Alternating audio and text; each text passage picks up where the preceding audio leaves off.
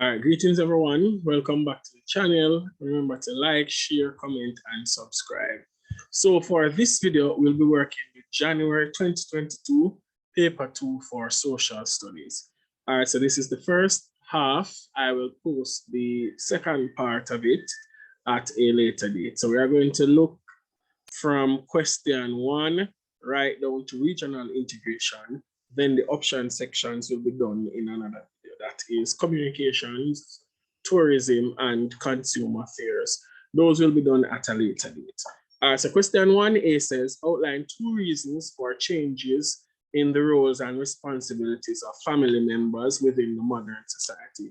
Always try and answer your questions using a complete sentence unless a question asks you to list. That's the only time you do not use a complete sentence. Always look at the weighting of the questions. That will determine how much you write. It says you are to outline, so you need about 2 to 3 sentences for each of your reasons, and you should be okay. So you can start by saying one reason for changes in the roles and responsibilities of family members within the modern Caribbean family is that the males have been marginalized. What this means is that males are no longer seen as the center of the family, right? So they are quote unquote pushed aside, and then the women have been given more opportunities or equal opportunities as men. So men no longer play a central role in modern Caribbean families, right?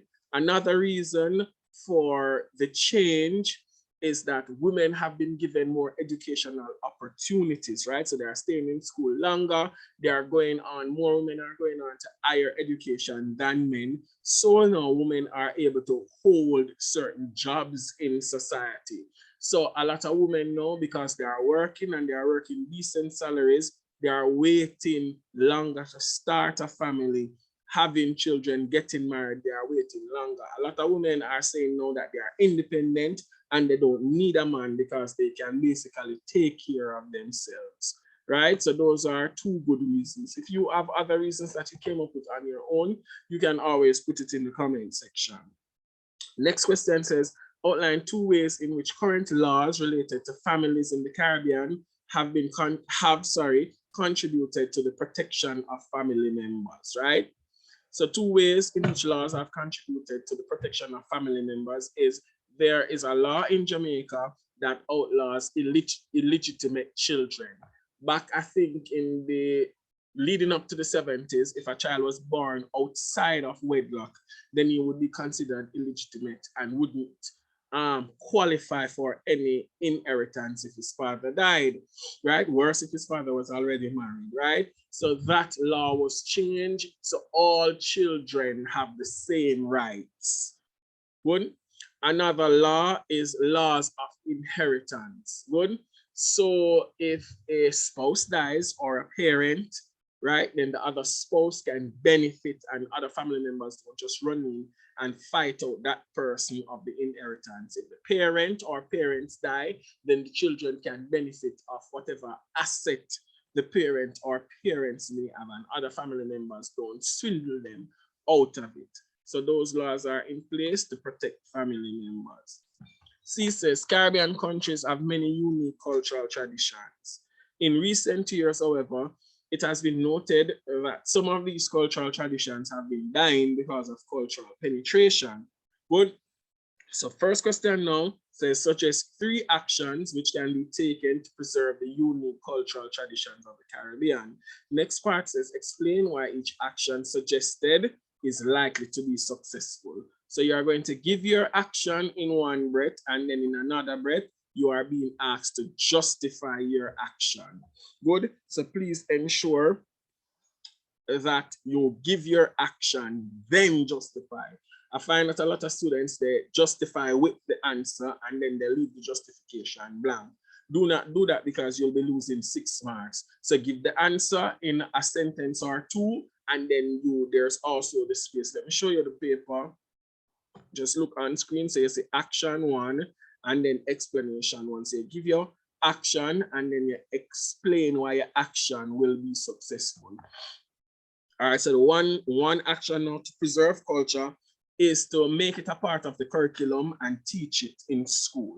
This is likely to be successful because students can become aware of cultural practices, right? And then they will be inclined to preserve it because it is something, one, they are aware of, and then many of them tend to like these things, so they themselves would want to preserve this for future generation. Another action that they could take is that the older generation, aunts, uncles, parents, grandparents especially, need to teach the younger generation these cultural practices. This is going to be important, or this is likely to be successful, again, because the younger generation can become aware of it. Many times cultural traditions die out because the younger generation are not aware of these cultural practices, and they are not taught how it is done, why it is done, in order to preserve it. So a lot of times cultural traditions die off with the older generation because the younger generations, they are not taught, they are not made aware of these cultural practices, right? Another thing is that the government could practice some of these cultural practices on a national level. So every year there should be a celebration or celebrations, right, promoting these cultural practices. This is going to be successful because people are going to become, one, again, aware of these practices, right? The younger generation can learn about them and become inclined again to continuously practice these cultural practices so that they can live on and they don't die out. For example, John Kunu in Jamaica, outside of JCBC, we've not really seen John Kunu. And my parents could always tell me that when they were children, John Kunu was heavily practiced in Jamaica around Christmas time, right? But we don't see that happening as frequently like back in the day, right? We don't see it happening. Let's go to the next question. Next question says, state 3 characteristics of an organization. Characteristic here meaning a feature, right? So it's 3 marks. So you just need a sentence for each of them. 3 characteristics. Put it in a one sentence as well, because it's just 3 marks. So 3 characteristics of an institution include: there's an hierarchical structure, so leaders are clearly outlined. There is also specialization or division of work, so everybody knows exactly what they are supposed to do. And there is also orientation towards the goal. So the organization is goals oriented, so everybody knows what the organization wants to achieve, and everybody strives to work towards the organization achieving these goals. Next question. Write the name of one CARICOM country other than Guyana which has a republican form of government. Another country outside of Guyana that has a republican form of government is Trinidad and Tobago. And recently, a couple of weeks ago, we see where Barbados has also become a republic. Good. Next question. Outline one difference in the duties of the head of state of Guyana and the duties of the head of state of a constitutional monarchy. Guyana now has a particular style of republicanism as their form of government. Good. So now, remember, this one is very tricky. So CXC was very intentional in using Guyana because of the type of republic that Guyana is. I want you to ensure that you read up on the system of government in Guyana so you can understand this more. I don't have the time to go into it right now because I want to get through this paper and reach up to regional integration because I don't want the video to be too long. Good. So Guyana's head of state has full constitutional powers because they have an executive president, while under constitutional monarchy, the head of state has limited constitutional powers because the head of state in a constitutional monarchy is a governor general, while the head of state in Guyana is an executive president. Read up on that on your own. Next question now says, outline one reason why the separation of powers is an important principle in a democracy. First, please Google what separation of powers are. so that you can get a greater understanding outside of what I am about to say. Separation of powers ensures that the balance of power is maintained, right? The intent is to prevent the concentration of power and provide for checks and balances. So there are several branches in government that is responsible for carrying out certain function. So no one branch does everything, right? So there is no great overlap because, for example, under constitutional monarchy, we have 3 branches of government. We have the legislature, the judiciary, and the executive, right? The legislature is the lawmaking arm of the government. So they introduce new law, repeal old laws, and they amend existing laws to make them better or make them more far-reaching, right? The executive comes out of the legislature, which is cabinet, which is responsible for setting policy. The judiciary now is the arm that interprets and enforces the law. So there is separation of powers between the legislature and the executive and the judiciary, because we don't want the same person who create the laws also interpret. If we have that happening, then we are going to have some persons who are above the law. And under constitutional monarchy, nobody is above the law. Even the queen, who is head of state, is still subjected to our laws in Jamaica under constitutional monarchy. So separation of powers is really, really, really important. Good. All right, let's look at the next question now.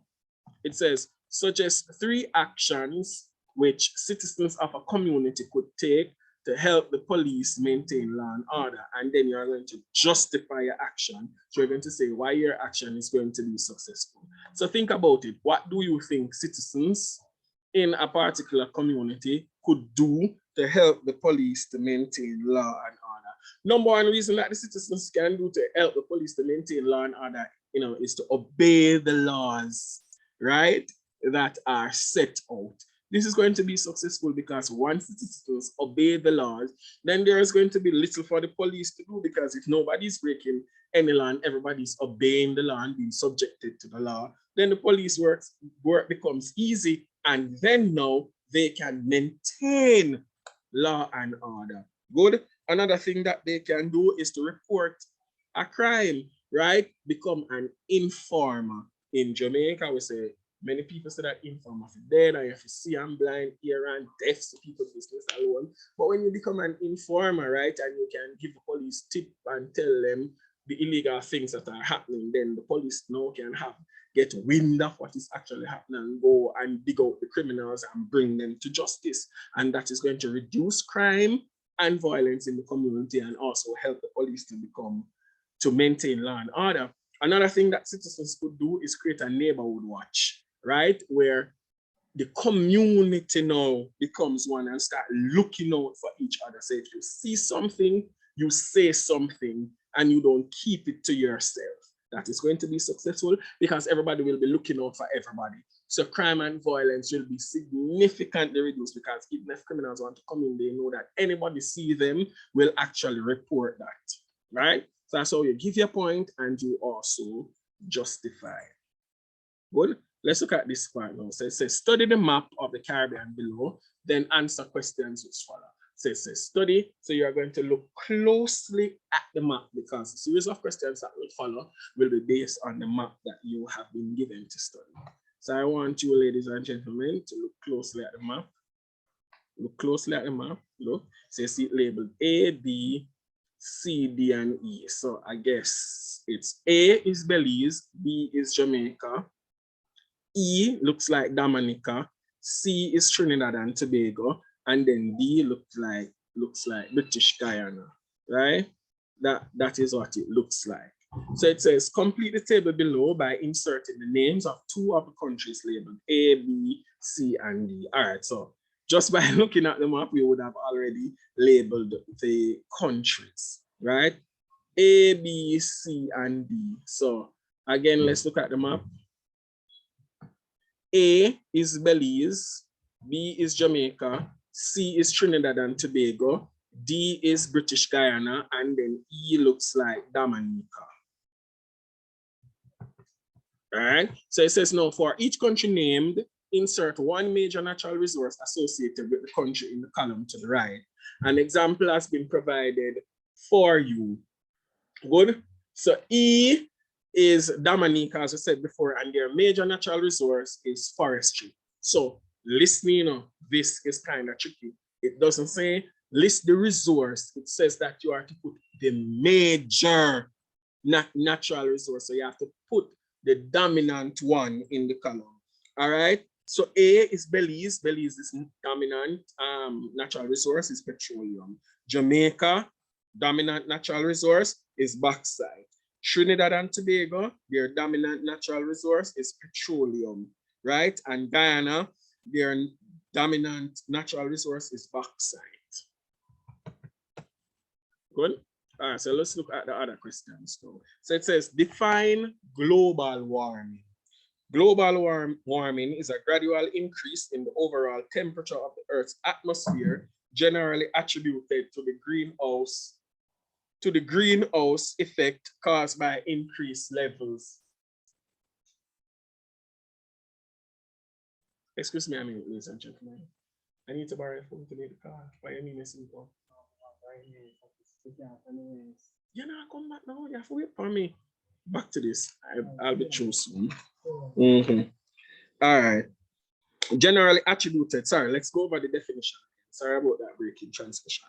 So global warming is a gradual increase in the overall temperature of the Earth's atmosphere, generally attributed to the greenhouse effect caused by increased levels of carbon dioxide, CFCs, and other pollutants, right? Next question says, outline one way in which global warming may affect the sustainable development of Caribbean regions, of Caribbean countries. One of the biggest effects of global warming is that it warms the Earth's temperature. So the ice caps are melting.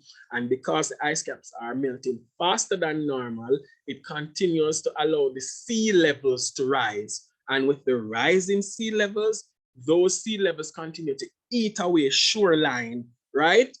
And then the beaches now, which are natural resources, where we know that the Caribbean depend a lot on tourism, there is almost little to no shoreline, right? So people can't enjoy the beaches anymore. If you look at Hellshire in Jamaica, you can Google it and you can see where a large part of the shoreline has been eaten up, right? So you can't really go there and enjoy a lot of the shops that were near to the shore. Those shops are actually almost underwater. Water is running in them because there is no shoreline anymore. You understand? Another effect of global warming is that there are hotter days. So we have hotter temperatures, right? So the place becomes extremely hot. So it makes working difficult, especially with persons who have to work outside in the sun. It's extremely difficult, right? Global warming also gives us longer, drier seasons in the Caribbean, because you know that we have a tropical marine climate, right? So we don't have seasons like countries in the temperate region where they have summer, spring, winter, and autumn. We have wet seasons and dry seasons. So we have periods of continuous rainfall, and then we have periods where we get little to no rainfall, and then there is a drought. When we have the dry season now, because of global warming and the place becomes hotter, we tend to have a lot of wildfires, and these wildfires can actually destroy an entire farmer's crop, right? That can be destroyed because of the wildfires. So I've given you several effects of global warming, though the question asked for one, but I gave you multiple, so you can choose which one you want to. And as I said before, if you have reasons that you came up with, you can always drop them in the comment section, and then I'll tell you if they can work or not. All right, let's look at the next question. Oh, wow. I don't know what happened a while ago.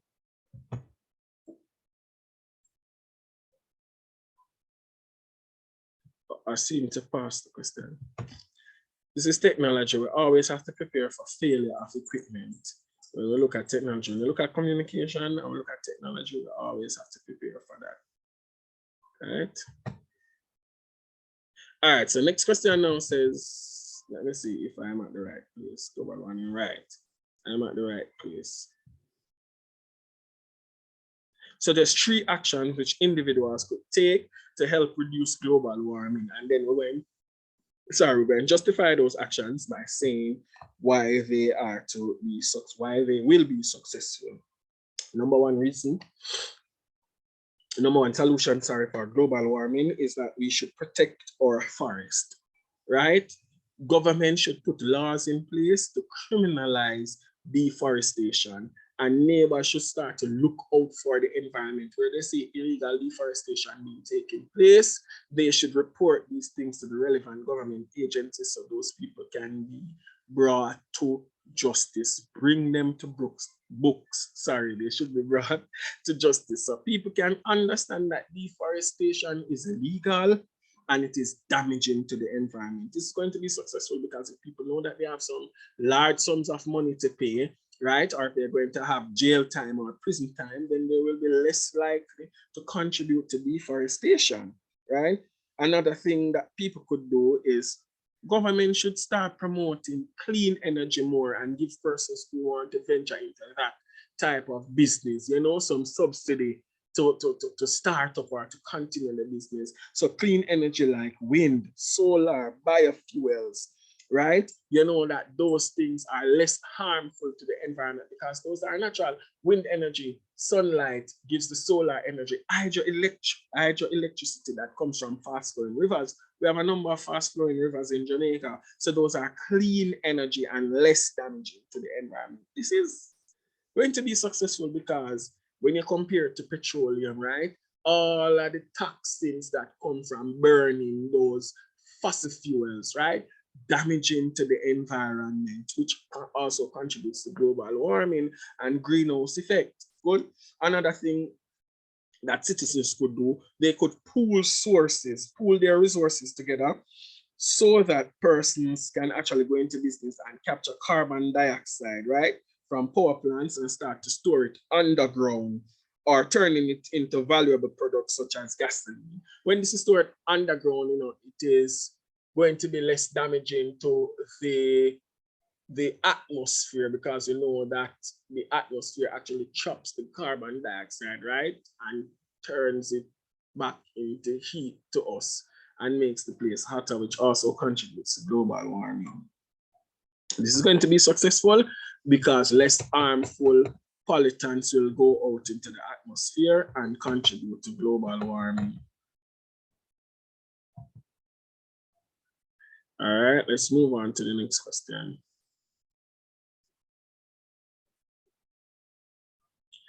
We're moving on to the next question. So we have come now to the dreaded regional integration. So this is going to be the final question for part one. Part two now, I will be looking at the option sections. Good. Remember, for regional integration, we are only answering what is being asked. We don't answer these questions like how you answer English language questions where you need a thesis statement, where you outline your main points and then you explain in paragraph 1, paragraph 2, paragraph 3, and then you need a summary to summarize your main points or you restate your main point. We don't do that in social studies. We only answer what we are being asked for social studies. So question says regional integration benefits to the Caribbean. Write an essay on the topic above. In your essay, state the meaning of the abbreviations CARICOM and CSME. Explain 3 key elements of the CSME other than a common external tariff. Finally, suggest 3 actions that CARICOM citizens might take to ensure that the CSME achieves the goal of reducing unemployment to improve the quality of life of CARICOM citizens. Explain fully why each action is likely to be successful.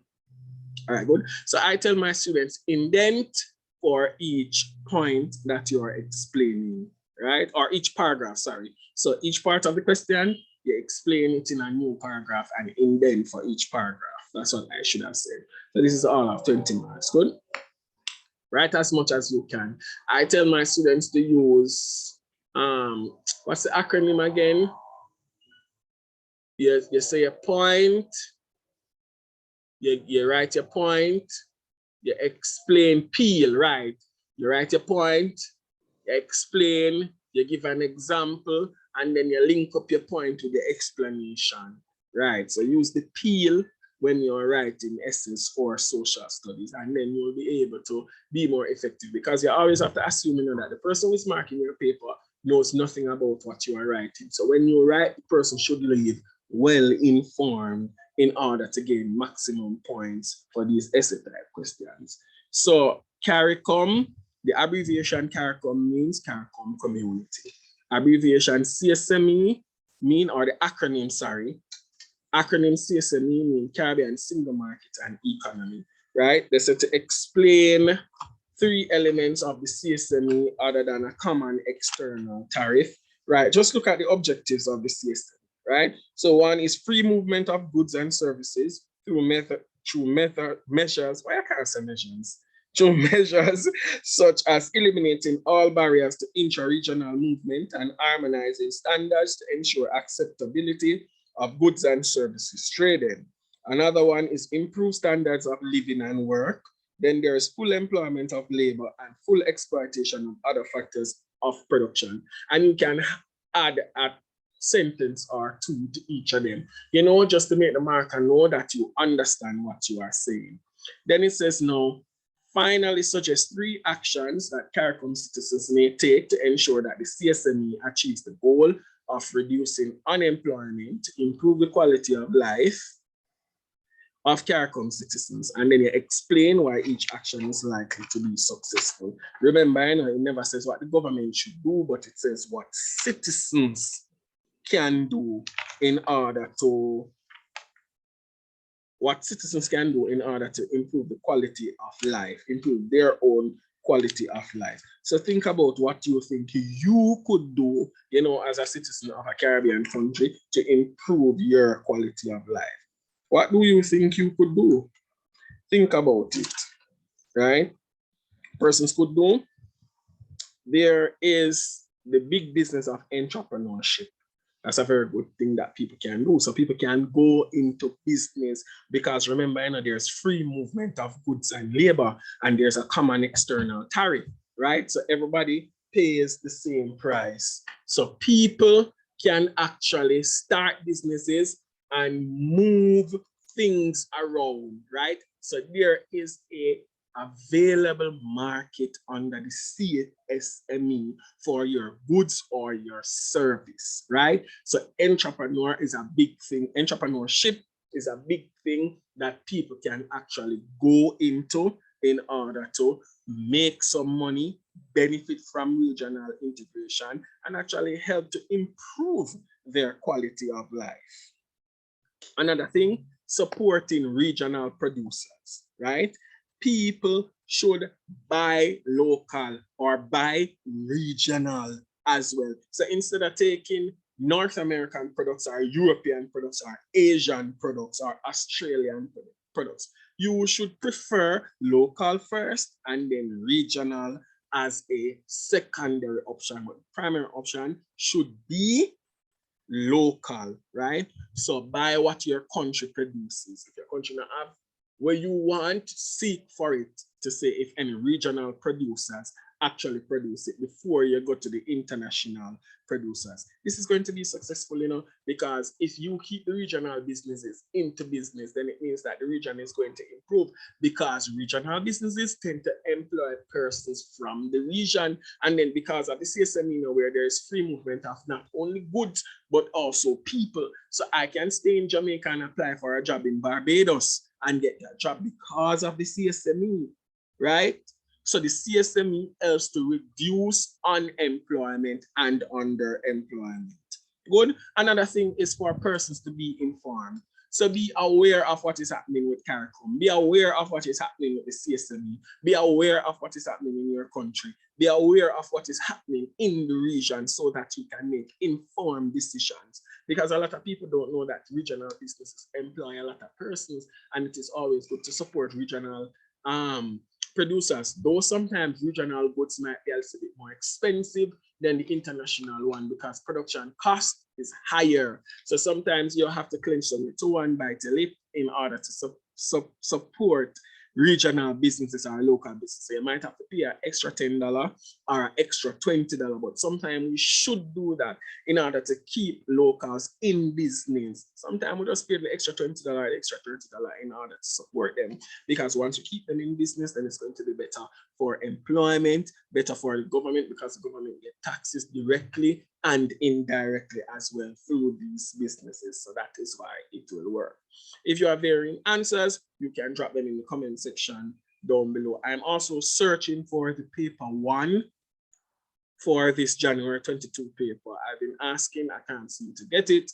This is the paper 2. I'll be posting part 2 to this video shortly. So if anybody has the paper 1 to this January 2022 social studies paper, please let me know so I can give you my email address so you can send it to me. Link me on Instagram at the social studies Wiz on Instagram. Thank you guys for watching, and I hope that you guys have a good day. Bye for now.